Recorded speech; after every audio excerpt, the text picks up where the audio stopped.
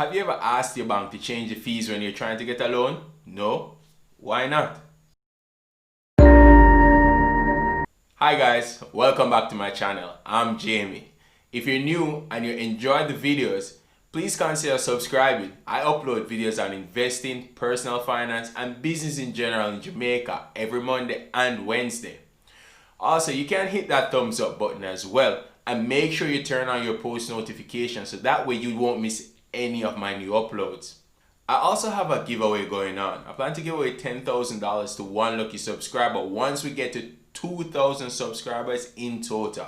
So if you need more information on that, you can actually go ahead and check out the description below. Everything is there. You can connect with me on social media. I'm on Instagram at JA_Radcliffe or Twitter at JA_Radcliffe2030.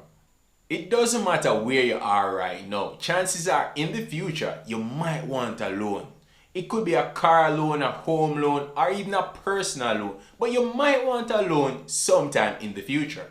When you decide to go to the banks, there are a number of stipulations when it comes to getting a loan. There are the different fees that you have to pay, your interest rate, and a whole bag of things to consider.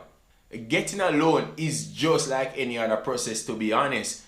For example, if you go to the market and you're trying to get grown provisions or fruits or whatsoever from a vendor, you're going to negotiate your price, right?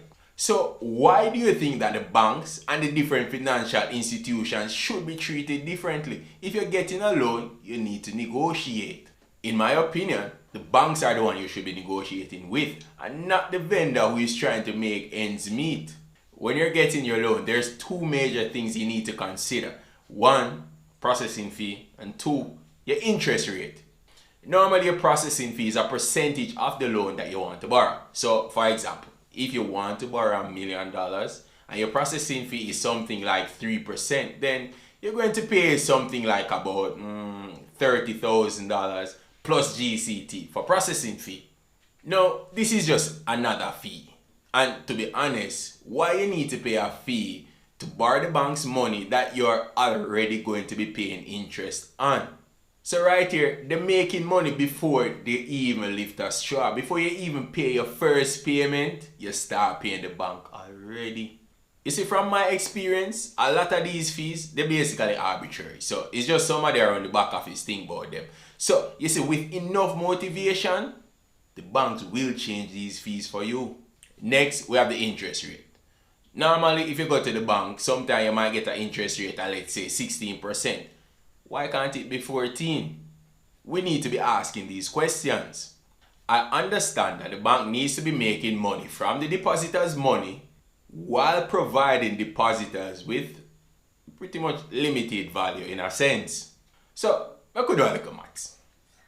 If you borrow $1 million for 5 years and the interest rate is 16%, you're going to pay $459,000 for the loan interest over the period. Now, you see, if the interest rate just dropped 2%, you will pay $396,000. Right here, saying you save $63,000, and all you did was request a lower interest amount. Now, with this $63,000, you're basically saving like about $1,000 every month, you know, and this is $1,000 that we can use to make something else happen every month. Now, you see, to be honest, a lot of persons don't really understand how interest rate actually factor into them loan. And how me actually determine this is, I remember getting a loan with my mother. It was one of the loans that I used to start up, right? And we went to the credit union. It was a credit union at the time, and I wanted to get a personal loan because you all know I believe in the personal loan system. Now, the personal loan at the time was going to be about 19% for the interest. Now, I want the loan to go and buy a car, right? Because I want to start up my business, but you don't know me like the freedom with the personal loan. When we approach the credit union, they're saying that if we are going to buy a car with the loan, then there has to be a lien on the car. Now, to be honest, when me see the whole thing, I'm like, I'm going to pay 19% interest for a secured loan. that don't make no sense to me. Now, my mother at the time, because she not really savvy on them thing, she was like, alright. Then it look like a that we have to go do and rare. But then, me know how me stay. I say, so, question. If the personal loan is 19% and this loan is going to be secured, why is it still 19%? Because of the loan type. Because it's a personal loan. But I'm like, it's not a personal loan. It's a secured loan. Yes, but... And to be honest, the person couldn't even explain it to me. Somebody say, oh, that don't make no sense. If the loan is secured, it cannot be at the same rate as an unsecured loan. Long and short of the story, she could not really explain the difference to me or tell me why the loan had to be secured and I'm paid an unsecured interest rate. Fine. So I said to her, I said, alright, if that is the case, how much is it for a motor vehicle loan? 10%. So 10% for your motor vehicle loan, and you are telling me that you want us to pay 19% for your unsecured loan that you are going to secure with a motor vehicle. Why not suggest that type of loan to my mother then?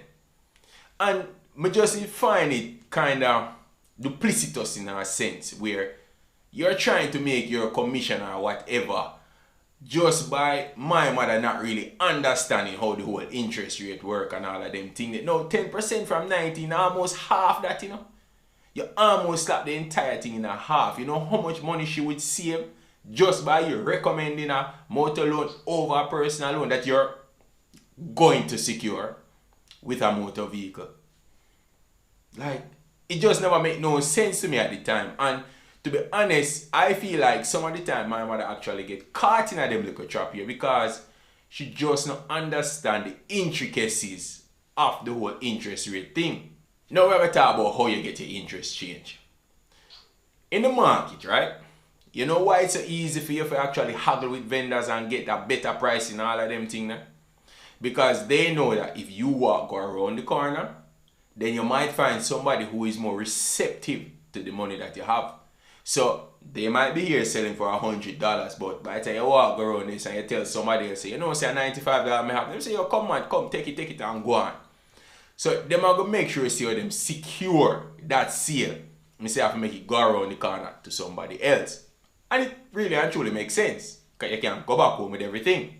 Now, while all of the banks might not be around the corner, sometimes I'm actually across the road like NCB and Scotia all the time. You can still take your business elsewhere. The first thing you need to understand, the bank them not do you no favor when them lend you money. No favors at all. So, this lending you their money, it's a business transaction to them. They're trying to make as much money as possible from lending you their money or the depositor's money then. So, why you going to treat them different from you would a market vendor or anybody else that you would try to get a better price from? For me personally, if I go to like a NCB in New Kingston, where you know Scotia is right across the road, and I get a loan detail saying, alright Mr. Radcliffe, you're going to borrow $1 million, processing fees that, interest rate is that, and this is your payback and all of that. You know the next thing I do? I walk across the road to Scotia Bank. Now I go across the road to Scotia Bank and I go ask them, say, if I want to borrow this same amount of money, what is it I'm going to pay? What interest rate may I get? And all of them things. I need to know so I get value for my money right here, so you know. And you see, after I go to Scotia and get all of the details, I walk go down to JMB next.